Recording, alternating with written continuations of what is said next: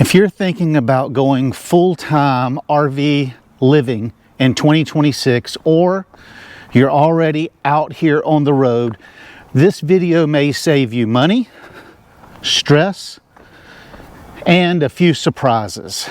We've been living this lifestyle since 2019, watching it change year after year, and in 2026, I think it's shaping up to be a very different year than when we first started. Today, we're breaking down exactly what to expect with campground prices, work camping, fuel, gear, safety, and the mindset that you need to have to thrive in 2026. Let's start with the biggest shock for new RVers: campground prices and availability. We're not living in the pre-COVID camping era that we were when Cindy and I started on the road. In 2026, demand is still very high, especially for popular areas like snowbird locations, national park getaways, coastal camping. These segments of campgrounds continue to book out months in advance. What we're seeing is fewer cheap monthly spots. We see tiered pricing. We see dynamic pricing like they use in the hotels.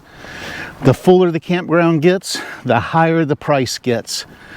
Premium sites seem to cost more and more, while budget options often come with compromise, like no hookups, like boondocking, or some state parks or national parks that don't have hookups, and location limits.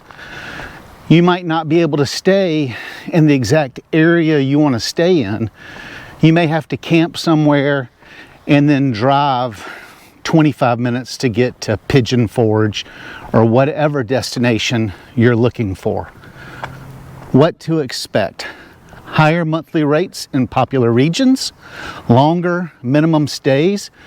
We're seeing that at the campground we manage, and less flexibility during the peak seasons.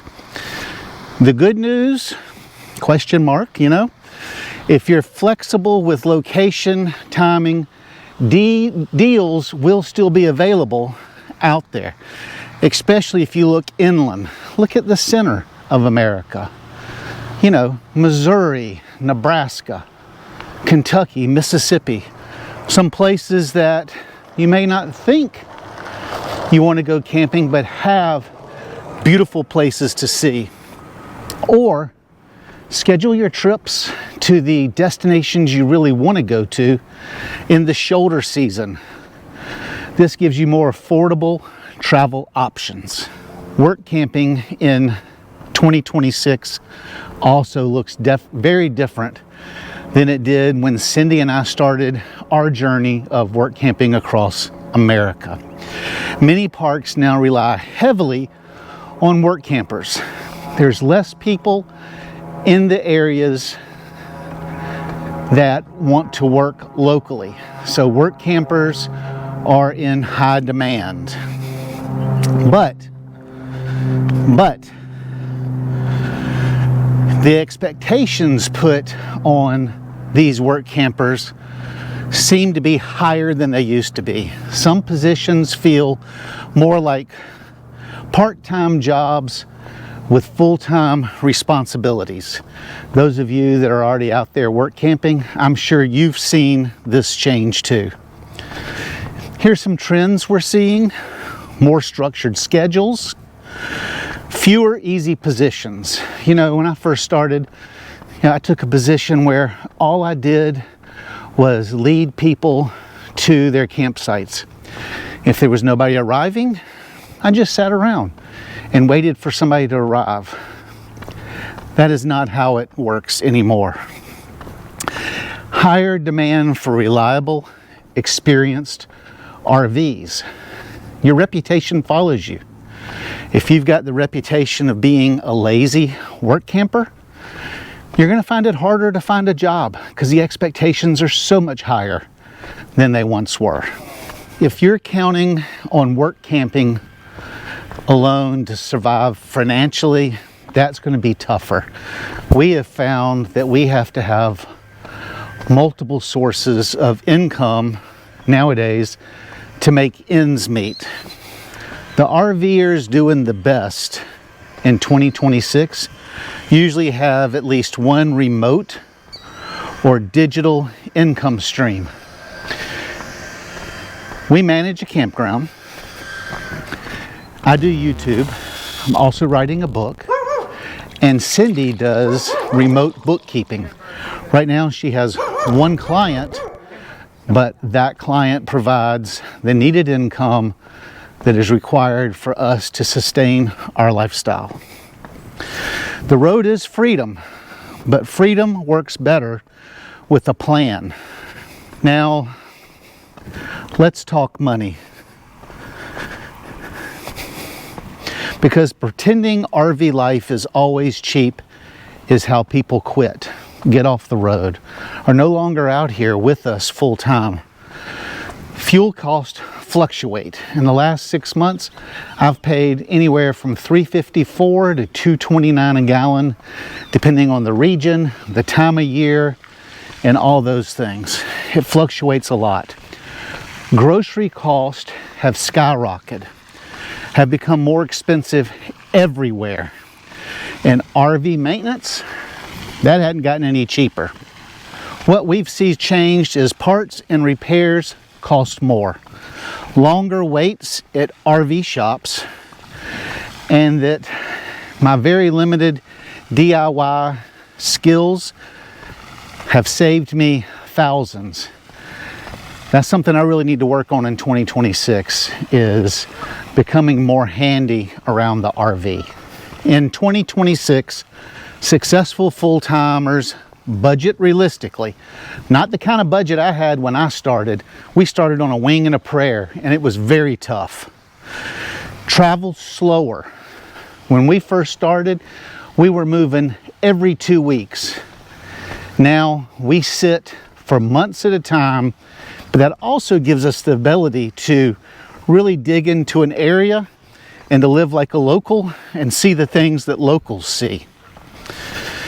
And I think the most important thing is to keep an emergency fund. And I'm not talking about an emergency fund in a bank. I'm talking about cold, hard cash on hand, locked away safe in your camper.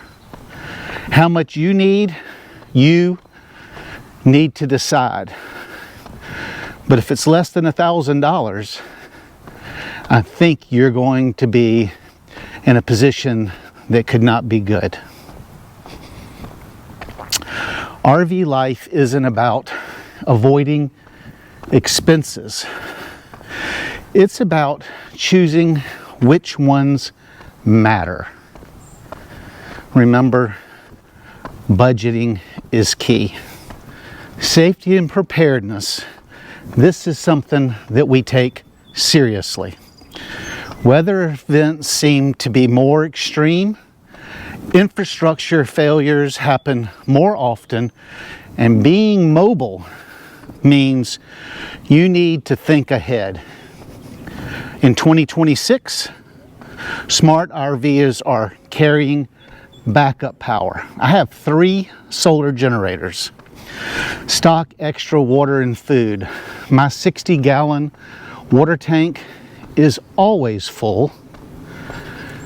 And underneath the bed, we have extra groceries that are shelf stable in case we come to a time and a place where the food is not readily available in the area we're in. Plan exit routes. Let's say you arrive at the beach in hurricane season. You need to know that if a hurricane comes, the quickest, most efficient way to leave the area. And a big thing to avoid is to avoid last-minute travel decisions. You should always have a plan and stick to your plan. Being prepared doesn't mean being paranoid. It means calm when others panic. The RV lifestyle rewards those who think 2 steps ahead. Technology has quietly become a survival tool for full-time RVers. Reliable internet isn't always an option anymore. Anybody that stayed at a campground for any length of time know that the internet that they provide is not stable and is not suitable for full-time RV campers' needs. You need to have a redundant internet option. So we have Verizon hotspot. We have our phones, which can be used as a hotspot, and then we have the internet at the campgrounds. Portable power stations are a must. We have a 100-watt solar panel that folds up that will hook up to each one of the power stations independently and keep them charged. And then a big thing is get away from these rigs with all the hoopla on them.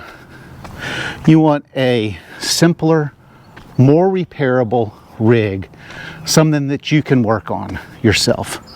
For me, we have the big digital touch panels throughout the camper and all that kind of stuff. If that spider wire ever failed, there's nothing I could do. I couldn't operate my air conditioners. I couldn't turn my lights on or off or any of that stuff. So I would recommend, after 6.5 years of experiencing what happens to RVs that are lived in, get the simplest rig you can live with. Bigger and newer is not always better. In fact, simpler rigs are going to be the winning combination in 2026. This may be the most important part of this video. Full-time RV life in 2026 isn't about escape, it's about adaptability. Plans will change, parks will cancel, repairs will happen at the worst time. If you expect perfection, this lifestyle is going to be very frustrating to you. If you expect change, it will reward you. So is full-time RV life in 2026 still worth it? Absolutely. If you go into it informed, prepared, and flexible, you have a great chance at being successful in this lifestyle. If you're thinking about full-time RV living and already living it, let us know in the comments what you're seeing out there. Hit the like button if this video helped you. Subscribe if you want more honest RV life and not the Instagram version that all these big creators are putting online. As always, thank you for joining the journey with us here at Sharing the Journey, and we hope to see you in many more videos in 2026. Stay safe.